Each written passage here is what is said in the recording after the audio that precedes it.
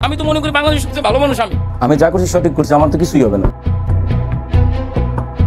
১.৫ কোটির বেশি অনুসারীর পাতা নিয়ে ফেসবুকে পাবলিক ফিগার মিল্টন সমাদ্দারের বিরুদ্ধে উঠেছে নানা অভিযোগ। তার child and old age care নামে বৃদ্ধাশ্রমের আড়ালে নানা অপকর্মে জড়িয়ে আছেন তিনি। মানুষের অসহায়ত্ব তুলে ধরে তাদের জন্য বিত্তবানদের কাছে সাহায্য প্রার্থনা করেন। মোবাইল ব্যাংকিংয়ের ১৬টির বেশি নম্বর এবং ৩টি ব্যাংক হিসাবে প্রতি মাসে প্রায় কোটি টাকা জমা হয়। অনেকেই তার প্রতিষ্ঠানে সরাসরি অনুদান দিয়ে আসেন। মানবিক কাজের জন্য এখন পর্যন্ত ৩টি রাষ্ট্রীয় পুরস্কারও পান মিল্টন সমাদ্দার। তবে মানবিকতার আড়ালে প্রকৃতপক্ষে মিল্টন সমাদ্দার একজন ভয়ঙ্কর প্রতারক। তিনি যতটুকু করেন প্রচার করেছেন তার চেয়েও কয়েক গুণ। কিন্তু যে কারো গা শিউরে উঠবে বিভৎস একটি তথ্যে।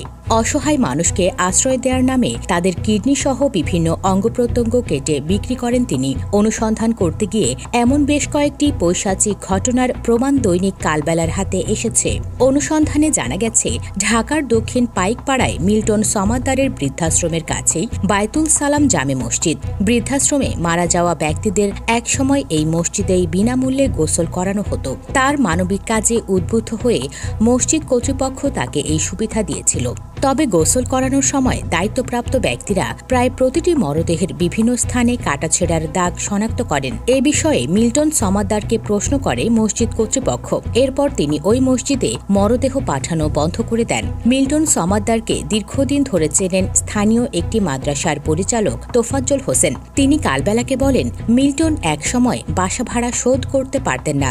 এখন তিনি এগুলো করে কোটি কোটি টাকার মালিক। দামি গাড়িতে চড়েন, আড়ালে মানুষের অঙ্গপ্রত্যঙ্গ চুরি করেন। আমাদের বাইতুল সালাম মসজিদে ওর মরদেহ ফ্রি গোসল করিয়ে দেওয়ার সিদ্ধান্ত হয়েছিল। কিছু মরদেহ গোসল করানোর পর দেখা যায় সবগুলোর শরীরে কাটা দাগ। এ বিষয়ে মিল্টনকে প্রশ্ন করা হলে তিনি মরদেহ পাঠানো বন্ধ করে দেন। তিনি বলেন, রাস্তা থেকে মানুষ তুলে আনার পর স্বাস্থ্য পরীক্ষা করা হয়। যাদের কিডনি সহ গুরুত্বপূর্ণ অঙ্গ ভালো থাকে তাদের যথাযথ চিকিৎসা করানো হয়। তাদের জন্য ভালো খাওয়া দাওয়ার ব্যবস্থা করেন। এরপর সুস্থ হলে তাদের অঙ্গ প্রত্যঙ্গ নেওয়া হয়। সুস্থ মানুষ কিন্তু কিছুদিন পরে দেখি মারা যান। এদিকে চাইল্ড অ্যান্ড ওল্ড এজ কেয়ারে ৪ বছর ব্যবস্থাপক পদে কাজ করে আসা এক ব্যক্তি নাম প্রকাশ না করার শর্তে সকাল সন্ধ্যাকে বলেন, মিল্টন সমাদ্দার যেমন রাগী তেমন মিথ্যাবাদী। তিনি তার ওখানে আশ্রিত মানুষের সংখ্যা ও সেবা নিয়ে প্রচুর মিথ্যা তথ্য প্রচার করেন। মিল্টন সমাদ্দার দাবি করেন তার আশ্রমে প্রায় ৩০০ মানুষকে জায়গা দেওয়া হয়েছে, অথচ এই সংখ্যা কোনোভাবেই ১০০ জনের বেশি হবে না। সামাজিক যোগাযোগ মাধ্যমে প্রচারিত ভিডিওগুলোতে অসহায় মানুষদের তিনি যেভাবে বাবা মা আব্বু আম্মু বলে ডাকেন তাতে মনে হয় তিনি অনেক মানবিক, কিন্তু ক্যামেরার পেছনে অসহায় এই মানুষদের সঙ্গে খুবই দুর্ব্যবহার করেন তিনি। অনেক সময় গায়েও হাত তোলেন। এসব বিষয়ে প্রতিবাদ করে নিজেও নির্যাতনের শিকার হয়েছেন দাবি করে এই ব্যক্তি বলেন, আমাকেও মেরে রক্তাক্ত করা হয়েছিল, পরে আমি তার কাছ থেকে সরে আসি।